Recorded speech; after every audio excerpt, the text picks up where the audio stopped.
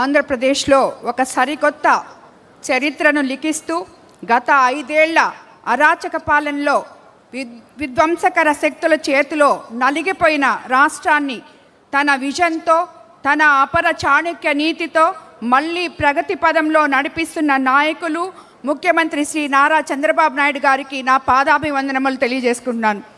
అలాగే ఐటీ శాఖ మార్చులు, TDP working president Nara Lokesh Babu గారు, అలాగే రాష్ట్ర అధ్యక్షులు పల్లా శ్రీనివాస్ గారికి, నా సహచర నేతలు, తెలుగుదేశం పార్టీ కుటుంబ సభ్యులు అందరికీ కూడా హృదయపూర్వక మహానాడు శుభాకాంక్షలు తెలియజేసుకుంటున్నాను.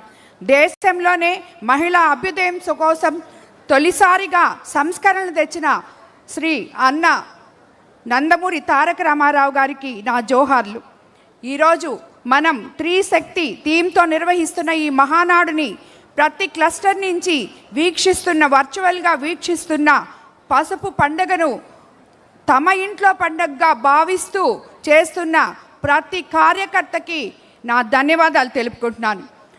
ఈరోజు ఉమ్మడి నెల్లూరు జిల్లాలో 10కి 10 సీట్లు సాధించి తెలుగుదేశం పార్టీకి బలమైన జిల్లా అన్న నిరూపించుకున్న జిల్లాలో జరగవలసిన మహానాడు ఈరోజు మనం ఇక్కడ మన ముఖ్యమంత్రి గారి ఆశయంతో, మన ప్రధానమంత్రి గారు ఇచ్చిన సందేశం మేరకు, ఆయన ఆశయం మేరకు ఈరోజు ఇక్కడ వర్చువల్గా జరుపుకుంటున్నాం. ఈ మహానాడుని ఎంతో ఉత్సాహంగా జరుపుకోవాలనుకున్న మా నెల్లూరు జిల్లా నాయకులందరూ చాలా నిరాశలో ఉన్నప్పటికీ ఈరోజు ఈ మహానాడు వర్చువల్గా జరిగి ఇప్పుడే సోదరులు రామ్మోహన్ నాయుడు గారు చెప్పినట్టు 6 లక్షల మందితో కింద అట్టడుగు బూత్ లెవెల్ నుంచి ప్రతి కార్యకర్త తన ఇంట్లో పండగలాగా జరిపిన ఈ మహానాడుని చూస్తే నిజంగా అది చాలా చిన్న విషయం అక్కడ జరగకపోవడం, ఇది చాలా బాగుంది అని అనిపిస్తుంది. అలాగే ఈరోజు మనం అన్నిటికన్నా ముఖ్యంగా super 6 super hit, Telugu Desam super power ఈ సూపర్ 6. సూపర్ 6 గురించి ప్రత్యర్థులు అనవసర విమర్శలు చేశారు. ఈరోజు ప్రతి పేదవాని ఇంటికి వెళ్ళి చూస్తే తెలుస్తుంది సూపర్ 6 పవర్ ఏంటో, సూపర్ 6తో ఆ ఇంట్లో ఉన్న చిరునవ్వుల విషయం ఏంటో మనం ప్రతి ఇంటికి వెళ్ళి ప్రతిరోజు ప్రతి నెల 1వ తేదీ మనం వెళ్ళి పెన్షన్ ఇచ్చే రోజు వాళ్ళ కళ్ళల్లో ఆనందాలు చూసినప్పుడు మనకి అర్థమవుతుంది ఈ సూపర్ 6 ఎలా మనకి అండగా నిలిచిందో ప్రతి పేదవానికి. ప్రతి విద్యార్థికి తల్లికి వందనం ద్వారా 15,000 అందిస్తూ 1వ తరగతి నుండి 12వ తరగతి వరకు చదువుతున్న 67.27 లక్షల మంది విద్యార్థులకు లబ్ధి చేకూరుస్తూ 10,090 కోట్ల ఆర్థిక సాయాన్ని అందించింది. పేదంటి పిల్లల భవిష్యత్తుకు బంగారు బాట వేస్తుంది ఈ ప్రభుత్వం. గత ప్రభుత్వంలో 42 లక్షల మందికి ఇస్తే నేడు చంద్రన్న ప్రభుత్వం 67 లక్షల మందికి ఈ తల్లికి వందనం ద్వారా మనం ఆప్తాన హస్తం అందిస్తున్నాం. గత ప్రభుత్వంలో కుటుంబంలో 2 బిడ్డలకు అమ్మఒడి ఇస్తామని చెప్పి హామీ ఇచ్చి చివరికి ఒకే ఒక బిడ్డకి ఇవ్వడం జరిగింది. నేడు ఇంట్లో ఉన్న ప్రతి బిడ్డకి తల్లికి వందనం అందిస్తున్నాం. ఇటీవల మా కోవూరు నియోజకవర్గంలో రామచంద్రాపురం అని చెప్పి ఒక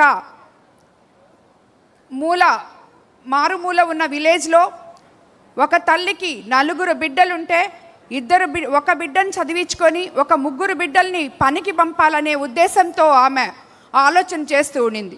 ఈరోజు మనం తల్లికి వందనం ఎంతమంది పిల్లలుంటే అంతమంది పిల్లలకు ఇస్తున్న తరుణంలో ఆమె 4 బిడ్డలకి మనం ఇవ్వడం జరిగింది. 4 బిడ్డలు కూడా ఈరోజు చదువుకోవడం జరుగుతుంది. అదేవిధంగా స్త్రీ శక్తి ద్వారా ఆమె మనకి ఇప్పుడు ఆర్టీసీ బస్సుల్లో మనం ఎలాగా ఫ్రీగా వాళ్ళందరినీ పంపిస్తున్నామో ఆ తల్లే ఒక బిడ్డ ఇంటర్మీడియట్ చదువుతుంటే ఫ్రీగా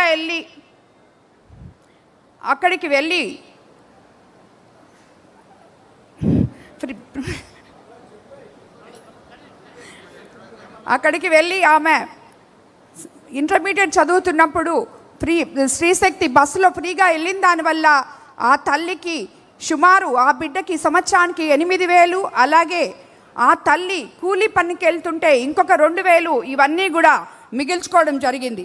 ఈరోజు మనం ఒక రైతు అన్నదాత సుఖీభవతో ప్రతి రైతుకి మనం 20,000 ఇవ్వడం జరుగుతుంది. అలాగే ఇందులో భాగంగా 25-26 ఆర్థిక సంవత్సరానికి గాను అన్నదాత సుఖీభవ కింద 46,85,000 వరకు 8,985 కోట్లు నేరుగా వారి ఖాతాల్లో జమ చేయడం జరిగింది.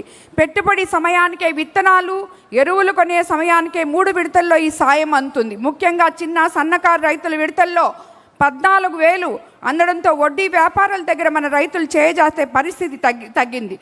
ఇదే పథకం ద్వారా స్త్రీ శక్తి పథకం ద్వారా 5 రకాల బస్సుల్లో ప్రయాణం కల్పించి ఇప్పటి వరకు ఏకంగా 64 కోట్ల మంది ఉచితంగా ప్రయాణం సాగడం జరిగింది.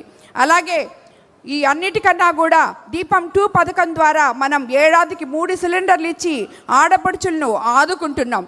అలాగే యువగళం నిధి వారసత్వం అంటే తాతలు తండ్రులు ఆస్తులు పంచుకోవడం కాదు, వారి ఆశయాలను ఆదర్శాలను ఆచరించడం.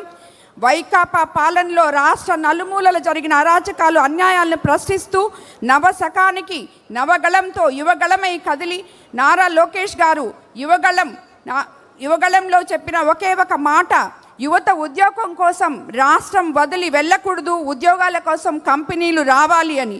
అదే ఈరోజు మన రాష్ట్రంలో సుమారు ఇప్పటికే 23 లక్షల ఉద్యోగాలు ఇవ్వడానికి అవకాశం ఉంది. అలాగే మా నెల్లూరు జిల్లాలో నారా చంద్రబాబు నాయుడు గారి ఆధ్వర్యంలో, నారా లోకేష్ బాబు గారి ఆధ్వర్యంలో, ఎంపీ వేమిరెడ్డి ప్రభాకర్ రెడ్డి గారి ఆధ్వర్యంలో మనకు ఇప్పటి వరకు 30 సంవత్సరాల నుంచి మూలపడున్న కిసాన్ సెజ్లో 13 లక్షల పెట్టుబడులతో ఉద్యోగ అవకాశాలు రావడం జరిగింది. అలాగే P4 విధానంలో ఎంతోమందికి మనం ఆడబిడ్డ నిధి అనేదాన్ని P4 విధానం అంటేనే అందరూ నవ్వులు పాలు చేసే విధంగా మాట్లాడారు.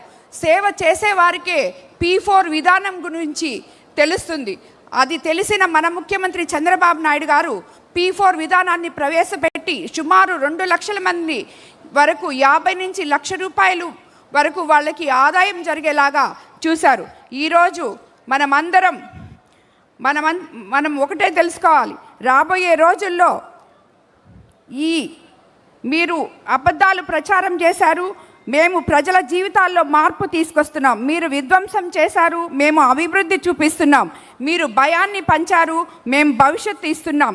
రాబోయే రోజుల్లో ప్రతి ఇంటికి అభివృద్ధి, ప్రతి యువకుడికి అవకాశం, ప్రతి మహిళకు గౌరవం, ప్రతి రైతుకు భరోసా ఇవ్వబోతున్నాం. ఎన్ని కుట్రలు వచ్చినా, ఎన్ని అడ్డంకులు ఎదురైనా ప్రజల ఆశీస్సులు, కార్యకర్తల శ్రమ, నాయకత్వం, దిశ ఈ 3 ఉన్నంత వరకు తెలుగుదేశం జెండాను ఎవరూ ఆపలేరు. జోహార్ ఎన్టీఆర్, జై తెలుగుదేశం, జై సిబిఎన్ గారు, జై నారా లోకేష్ బాబు గారు.